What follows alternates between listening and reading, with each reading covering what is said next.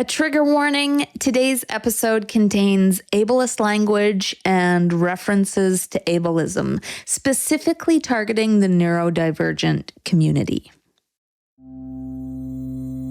I guess in every anti-vaxxer mind, anyone that's autistic, it's caused by vaccines and we're broken, essentially. Not only is she inferring that, me and Allison are broken, she's also inferring that my son is broken. This is the Q Dropped podcast. Stories of relationships torn apart by QAnon.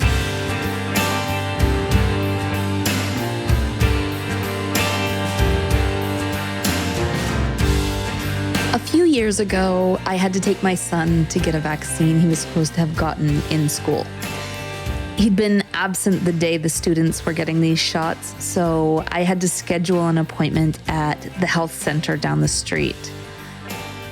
When my anti-vax mom caught wind of this, in came the torrent of emails. It was always emails. She would never propose her theories in person. At least, not often. Her reasoning for that was always that my brother and I could argue, quote unquote, better than her, which was essentially her interpretation of us arming ourselves with facts when she was wielding myths, legends, and old wives' tales. She sent me a wave of these emails explaining how worried she was about my son because she claimed the vaccine can cause autism. My son was 12. He was 12 years old, and she was convinced he would contract autism from a vaccine. So not only is this incredibly false, but it's also incredibly ableist, as though being on the autism spectrum is somehow the same as being sick or injured. It's a horrific take, and today's guest, who's on the spectrum, hears this awful take from his QAnon mother endlessly. This isn't going to be an easy story to tell, and I hope that I do it justice because Brendan deserves that.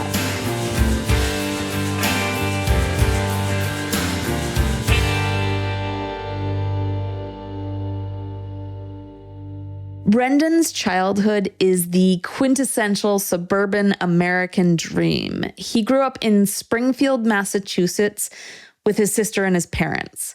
Life was good, and he enjoyed a close relationship with his mother. I could talk to her about like everything. That includes some of the challenges Brendan faced growing up. When he was still a child, he and his family learned that he was on the autism spectrum. I was diagnosed earlier in life. I was diagnosed with, I think it was called pervasive developmental disorder, not otherwise specified. And then later down the years, the DSM recategorized that as just like general autism or something. This diagnosis didn't get in the way of anything for Brendan and his family. The way he tells it, it sounds like his childhood was idyllic. He recalls some of his favorite memories. When me and my sister were young, we took a couple trips to Disney World. We did some camping. We always went to the Cape every summer, Cape Cod, sometimes Hampton Beach. So we had a lot of good times. Back then, and until very recently, Brendan's mother was more left-leaning politically. She denies it, but she even wanted to go to the Pink Hat Parade with my aunt. Brendan himself didn't take much of an interest in politics. It wasn't until the right person ran for office that he began to pay attention. When Obama ran, that's when I really got into politics because I really liked him. He was a very good speaker, and I just really liked that. Brendan had a pretty normal life throughout his school career. He graduated and got a job and soon met his current partner and fiancée, Allison. I have 2 kids. I have a son and a daughter. Brendan and Allison have their hands full with a son who's 10 and a daughter who's an energetic 6-year-old. Sadly, they've been forced to live separately, waiting until their financial situation improves and they can afford a place together. In the meantime, Brendan lives in his parents' home. I just have a retail job at Dollar General, which it's okay. Retail is definitely not for the faint of heart. I'm either at work or I'm over Allison's helping with my kids and, helping with like chores and cooking and stuff. So I'm not over for extended hours. I'm just mainly here to sleep, basically. Life changed pretty dramatically for Brendan a few years ago when his father suffered a seizure as a result of a bad interaction with some of the medication he'd been on. His father survived, but his mother's grasp on reality did not.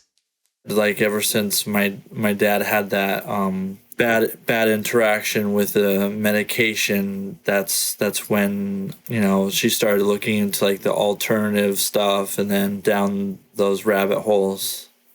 My mom just started doing the research. You can almost hear the finger quotes that Brendan makes when he says the word research. This is, of course, how my own mother was radicalized, so we all know where this is going. It starts with a distrust of big pharma, which can happen pretty naturally when your partner suffers a frightening seizure resulting from drug interactions and you almost losing him. That's the sort of trauma that leaves scar tissue and residual anger and can leave you in a constant state of fear anytime anyone you love is prescribed new medication. It seems almost like a natural next step to jump into the online wellness community, a community that promises cures to everything without having to rely on big pharma. You almost can't blame her for wanting to find some other way to keep her loved ones healthy. The problem is that much of what the online wellness community pushes isn't based in fact, and some of it can be downright dangerous. Some of it, like the anti-vax movement. Sadly, Brendan's mom quickly became convinced that his autism was her fault for getting him vaccinated when he was young. She tells me she regrets that. I guess in every anti-vaxxer mind, anyone that's autistic, it's caused by vaccines and we're broken, essentially. This was pretty heartbreaking to hear, sitting on a video call with Brendan and watching his face as he told me his own mother thinks he's broken. I wish this was the worst of it, but it's not. When we come back, Brendan's story takes a gut-wrenching turn. We want to take this opportunity to thank our patrons. Without you, we couldn't make the show. You make it possible, so thank you.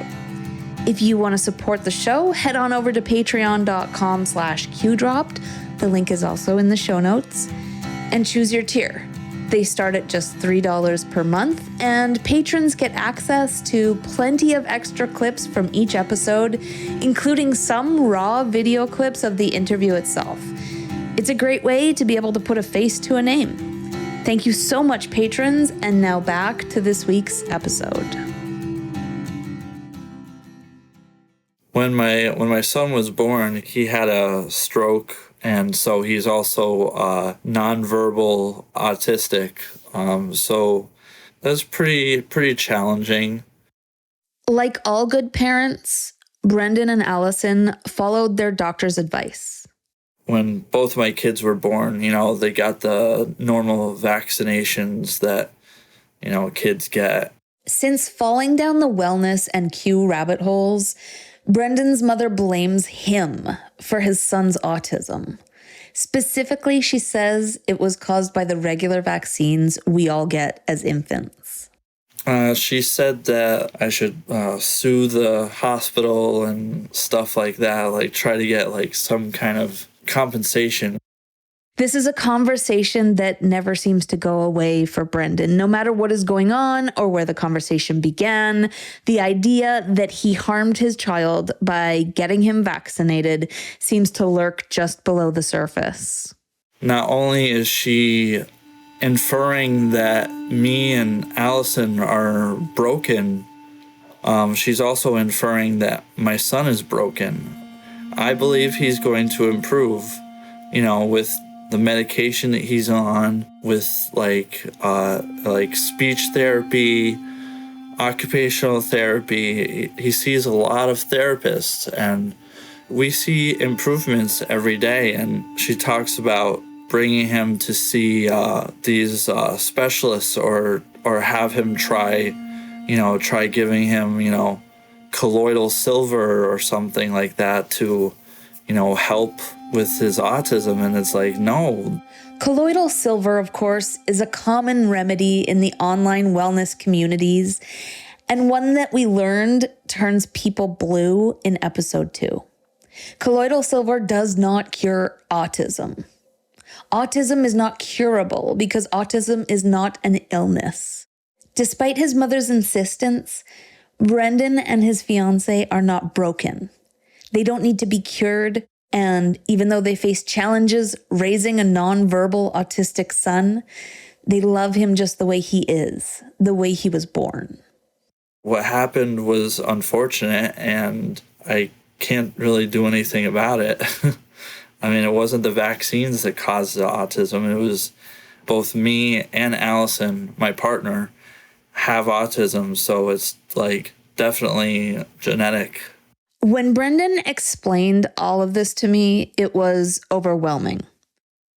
I mean, here is a devoted and loving father standing up for his son and his partner and making sure that his most important parental decisions are based in fact and evidence-based medicine. And he's stuck in a house with someone with whom he used to be extremely close, but who now sees him as broken and blames him for his son's autism. Imagine how that must feel. I just can't wrap my mind around it. It's even more challenging to accept when you realize that his mother isn't doing this out of malice.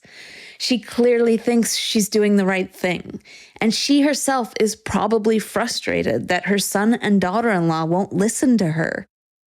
She's riddled with guilt because she feels like she caused her own son's autism by getting him vaccinated.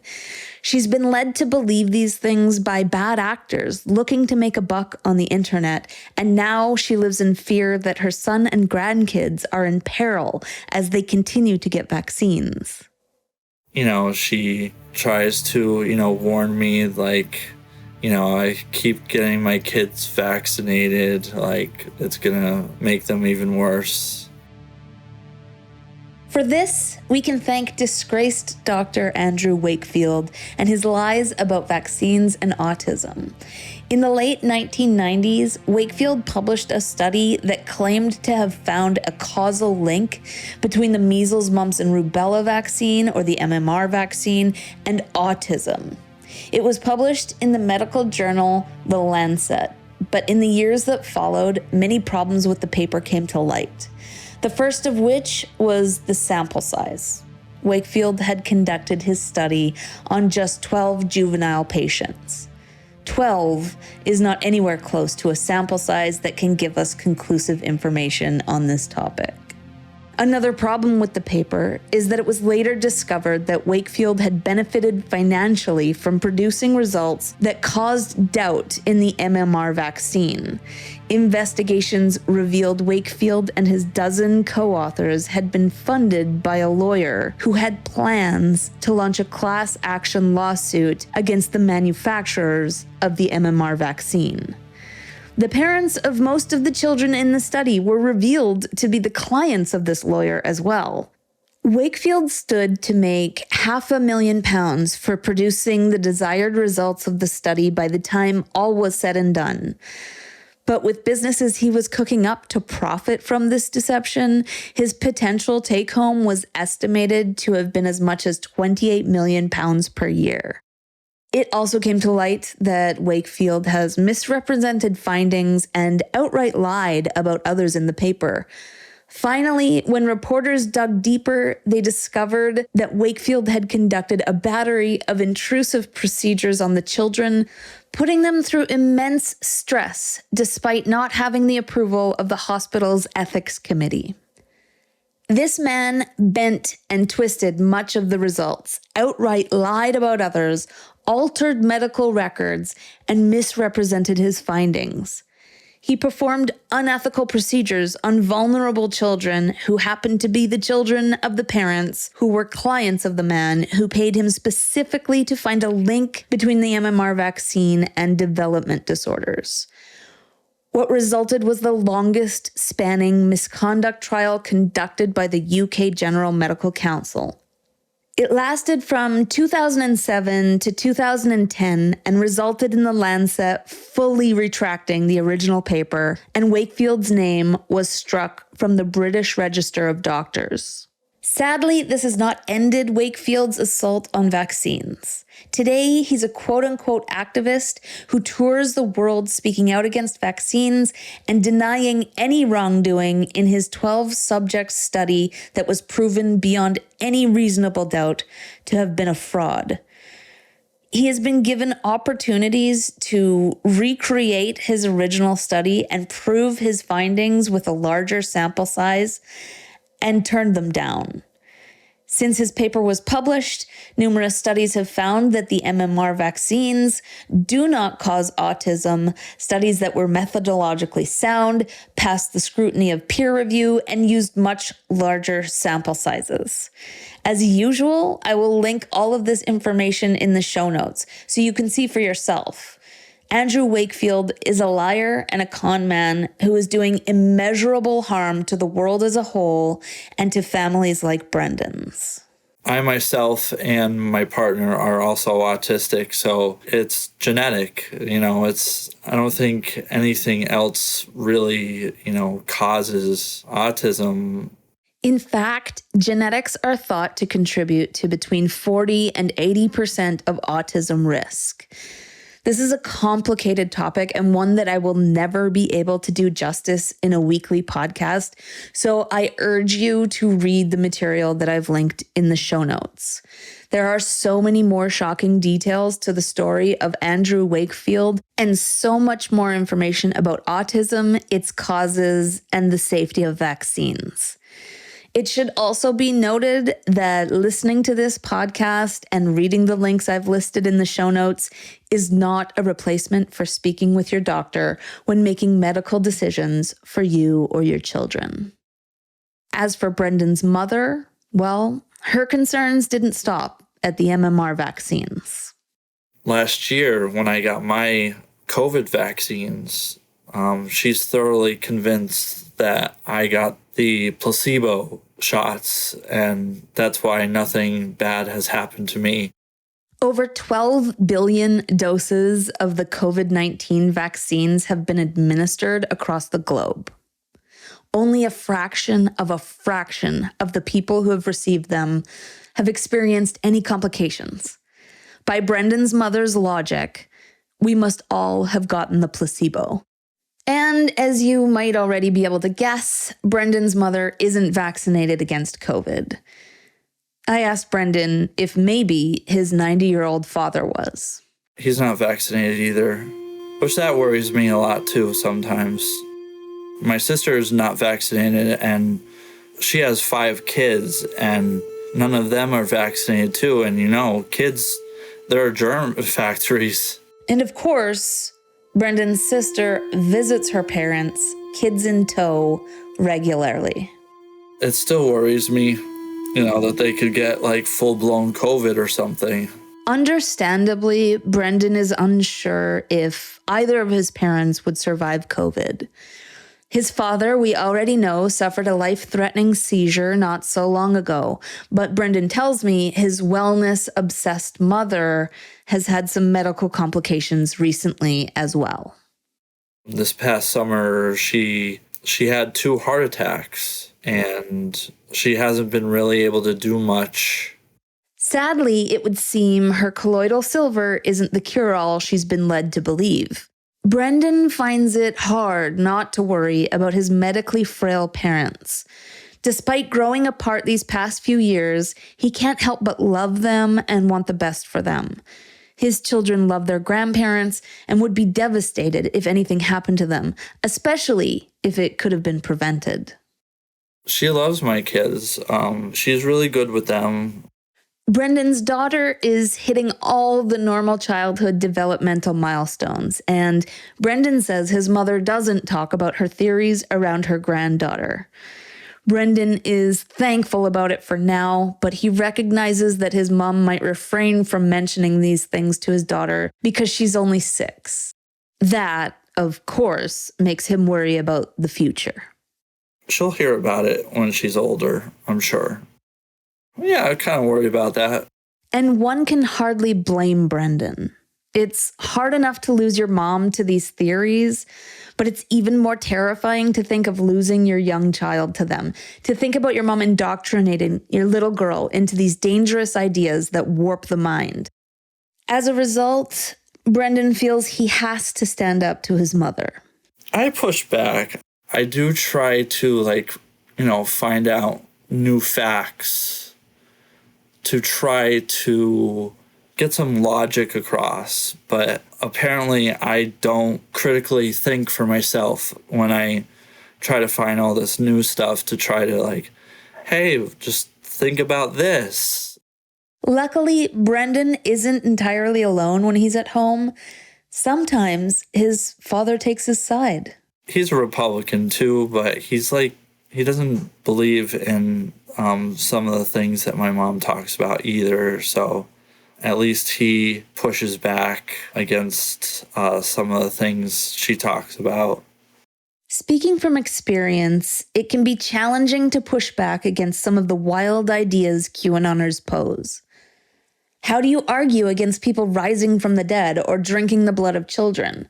What facts do you wield in an argument against lizard people running the highest levels of government? Brendan's mother tries to sell her husband and son on ideas that just a few years ago, we would have thought no sane person would ever accept.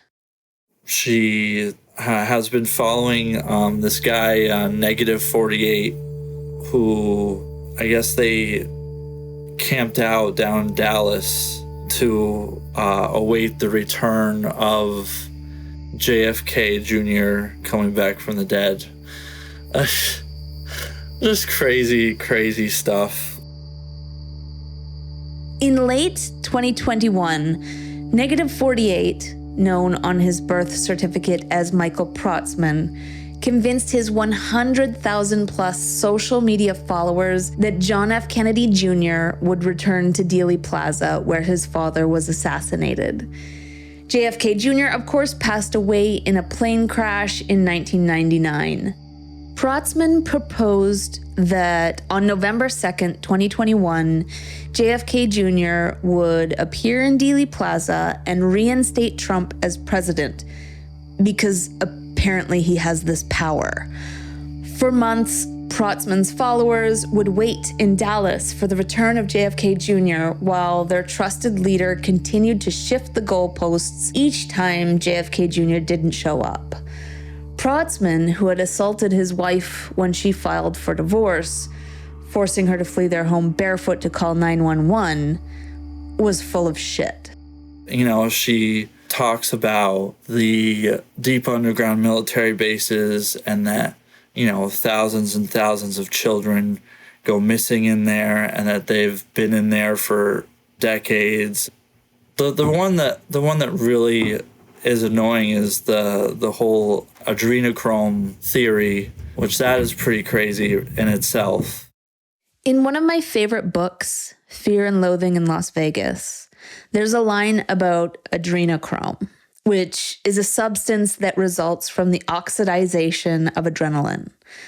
Hunter S. Thompson wrote, "There's only one source for this stuff. The adrenaline glands from a living human body. It's no good if you get it out of a corpse." This is, of course, a fictional liberty taken by the entirely unhinged founder of gonzo journalism, who did entirely too many drugs. But it was enough to sprout the conspiracy theories that exist today surrounding this substance.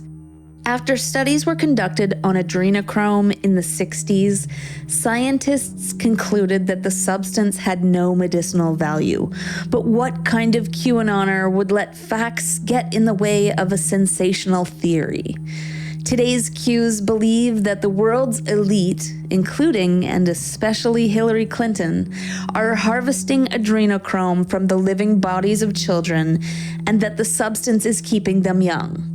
I don't know how they can claim this, as Hillary literally ages before our very eyes, albeit gracefully, but I digress. Brendan's mother doesn't stop there. You know, every celebrity that has off themselves or have died, they've actually faked their deaths. And there's this guy named Pastor Bob Joyce who she's thoroughly convinced is Elvis. She also believes huge medical breakthroughs are coming. She also goes on and on about the med beds. There's these things called med beds that QAnon community talks about, and apparently it's going to cure everything. She's like, I can't wait till the med beds come out and, cure your son's autism. As Brendan explained this theory to me, I couldn't help but wonder why she would trust this new medical technology when she clearly lacks trust in the medical field as a whole. What would make these med beds different from other developments of modern medicine? I wondered that until I realized I was trying to find logic in the ravings of a QAnoner. Silly me. But you can see that once again, Brendan's mom brings it back to autism and curing autism, and the insinuation that autism is something to cure in the first place, something that means her son and grandson are broken and in need of repair. This is what Brendan must face alone every single day of his life. It's grating and exhausting, and Brendan says he struggles to cope. Sometimes she'll even have the rallies blasting upstairs, and I'm like, I don't need to hear this. Things get even worse when his sister visits. There are many things that Brendan's sister and mother agree on, which makes it difficult for Brendan to have a conversation with both of them at the same time. Because I feel like, I kind of get ganged up on. Despite all of this wearing him down, Brendan has not thrown in the towel. I still try to push back on a lot of those theories. He points out inconsistencies and contradictions to no avail. They had a gold statue of Trump at one of the recent CPAC conferences, and they're trying to attract, the evangelical right, and they're worshiping a false idol, and it's so against their beliefs, and it's very contradictory. Trump is the new Jesus Christ. And it's madness. When we come back, Brendan tells us how all of this has affected him and how he copes. The Q Drop podcast is produced by Porthos Media, a Canadian independent audio, video, and written content company. If you are in need of audio or video production, editing, or copywriting, visit www.porthosmedia.net. The Q Drop podcast theme song, Mother of Alice, is written, performed, and produced by Porthos Media, so get in touch if you need original music for your upcoming project.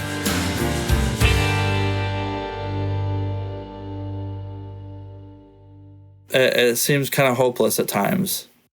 I can probably argue with her until I turn blue, and it'll not make any difference. Brendan, who once felt he could tell his mother anything, misses the person she used to be. I don't recognize her a lot of the time. She went from a left-leaning liberal who wanted to attend a rally for women's rights to someone who now worships an undeniable misogynist. If she was at top health, she would probably try to go to at least a few Trump rallies. Brendan mourns the way things used to be. It would be nice if not every conversation led to this, that, and the other thing. I'd like to sit in the living room and just talk about things and anything. And I mean, anything I talk about leads to something Q-related or Trump-related or something.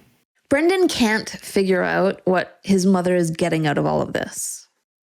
What is all this filling? Like, what kind of void is this filling that you have to hold on to, these theories so strongly? Brendan feels that QAnon and Q-adjacent theories represent a darkness in our future. I feel like history is repeating itself, kind of like, a Fourth Reich or something rising from, this new fascism. As much as all these predictions are failing to come to pass for, QAnon, there's always going to be something new that's going to rise out of that, and it's scary. I think it's just going to get worse if it's not stopped dead in its tracks.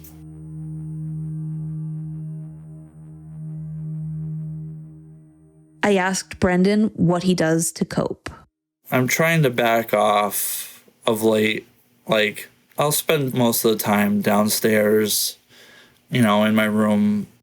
I found there's a podcast called QAnon Anonymous that I listen to for my sanity. And these three guys on that podcast, they just absolutely rip apart all the batshit crazy theories that go on, everything from the lizard people that are in our government and the deep underground military bases and all the greatest hits that you hear from QAnon community.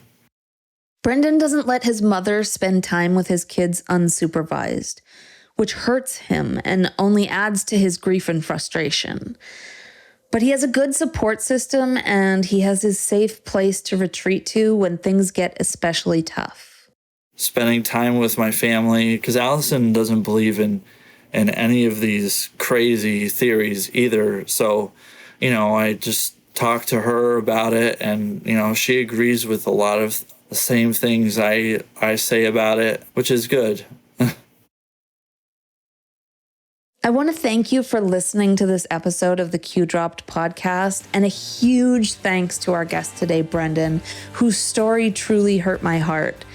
His kids are so lucky to have such a devoted father willing to do the right thing even when it's painful. We wish Brendan, Allison, and their kids all the best. We'll be back with another episode in 1 week. Be sure you're subscribed on your favorite podcast platform to get notified when that goes live. And be sure to sign up for Patreon to get extras and videos from this episode and all other episodes of the Q Dropped podcast. Thanks for listening.